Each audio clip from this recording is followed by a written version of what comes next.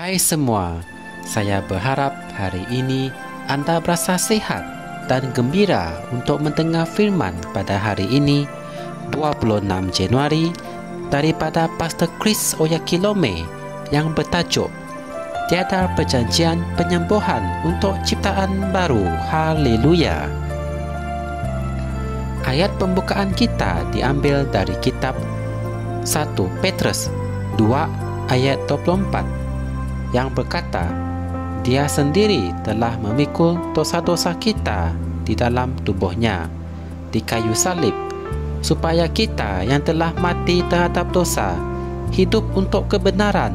Oleh bilu-bilunya kamu telah disembuhkan. Puji Tuhan. Banyak kitab suci tentang penyembuhan yang telah dipetik oleh ramai orang Kristian yang berniat baik sebenarnya tidak diaplikasikan dalam Perjanjian Baru. Dalam Perjanjian Lama, Tuhan telah membuat peruntukan tersebut untuk orang Israel. Namun, peruntukan dan mesej itu bukan untuk gereja. Ingatlah, Perjanjian Lama telah dibatalkan kerana ia tidak sempurna. Kamu mungkin bertanya, bagaimana dengan Perjanjian Penyembuhan? Bukankah Tuhan sudah mengatakan dalam Keluaran 23 ayat 25 yang berkata, Aku akan menjauhkan penyakit daripada kamu. Dia juga mengatakan dalam Yesaya 53 ayat 5 yang berkata, Tetapi dia dilukai kerana pemberontakan kita, dia diremukkan kerana kejahatan kita. Ganjaran yang mendatangkan keselamatan bagi kita ditimpakan kepadanya, dan oleh bilu-bilunya kita disembuhkan. Amin. Daripada dua rujukan ayat Injil ini, tidak ada satu pun yang khas untuk orang Kristian. Tuhan tidak membuat perjanjian penyembuhan dengan ciptaan baru. Perjanjian penyembuhan itu adalah untuk orang Israel. Apabila Yesus berkata di kayu salib, sudah selesai dalam Yohanes 19 ayat 30, itulah pengakhiran bagi Perjanjian Lama. Ianya penting untuk memahami siapa sebenarnya orang Kristian.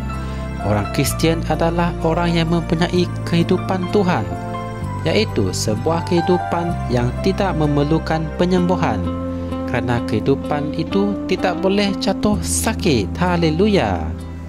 Jadi, mengapa ramai yang jatuh sakit? Kejahilan. Tuhan telah berfirman, umatku musnah kerana kurangnya pengetahuan.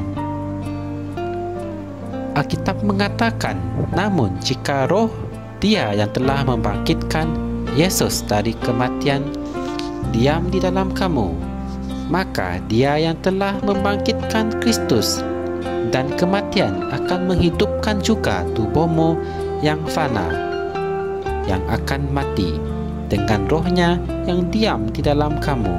Dalam Roma 8 ayat 11. Roh Kudus yang telah membangkitkan Yesus dari kematian tinggal di dalam kamu dan telah menghidupkan tubuhmu yang fana. Hal ini bermakna bahawa tubuhmu itu tidak lagi tertakluk pada kematian atau kesakitan. Haleluya. Umat Tuhan mesti tahu, hidup dan menyebarkan kebenaran. Apabila kamu menjadi seorang umat Kristian dan kamu menerima Roh Kudus, kamu tidak akan sesekali jatuh sakit lagi dalam hidupmu. Apa yang kamu perlukan adalah kesedaran tentang kehidupan ilahi yang ada di dalam diri kamu, dan hakikat bahawa Roh Kudus berjalan-jalan di dalam dirimu untuk melindungi kamu dari setiap anomali dan memelihara tubuhmu kekal menjadi sehat.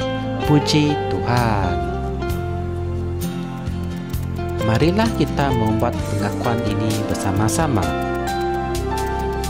Roh yang sama itu yang telah membangkitkan Kristus dari kematian telah menghidupkan tubuhku. Penyakit tidak mempunyai tempat dalam diriku, kerana kehidupan Tuhan mengalir dalam diriku dengan sepenuhnya. Aku hidup dalam kesihatan ilahi dan memberi impak pada duniaku dengan kehidupan Tuhan yang ada di dalam diriku. Dalam nama Yesus, amin.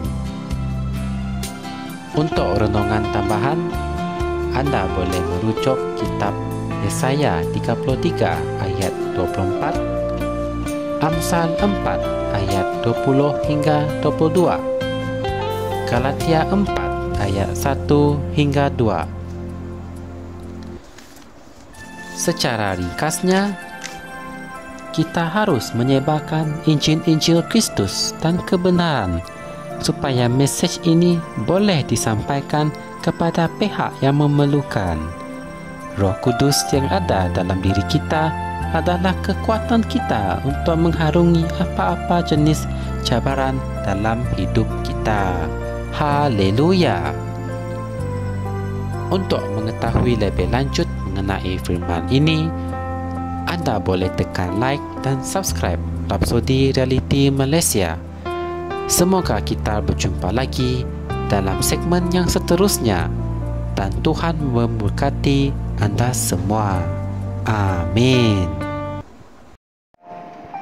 Kami percaya saudara-saudari semua telah diberkati dengan perkongsian firman dari Rapsodi Reality. Bagi sesiapa yang ingin menjadikan Yesus Kristus sebagai Tuhan dalam kehidupanmu, kamu boleh mengucapkan doa ini bersama dengan saya.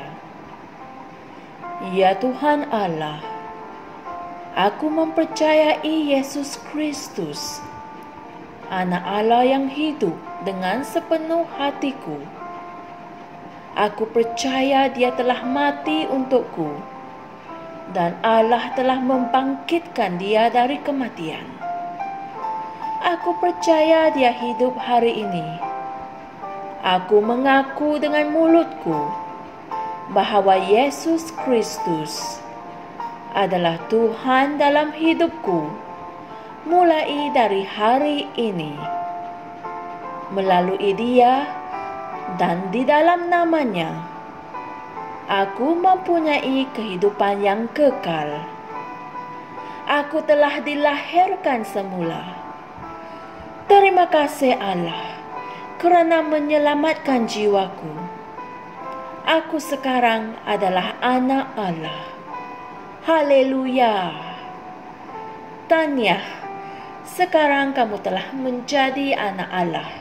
Untuk apa-apa sebarang pertanyaan atau untuk mendapatkan lebih banyak maklumat mengenai bagaimana untuk bertumbuh sebagai seorang Kristian, Anda semua boleh hantar mesej di akaun Facebook kami atau email kami di tni.msia@gmail.com.